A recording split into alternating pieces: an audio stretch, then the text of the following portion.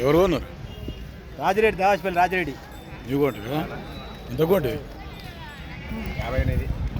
58,000 పాలపల్ల కొడుదుళ్ళు పెట్టి కొన్నాడు. ఎంత చెప్పినారు ఫస్ట్? 68 చెప్తే 58,000కి వచ్చింది. ఉందా ఓ 10 నెలలు?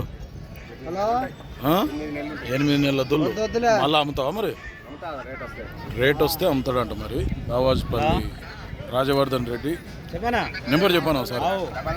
9963742113.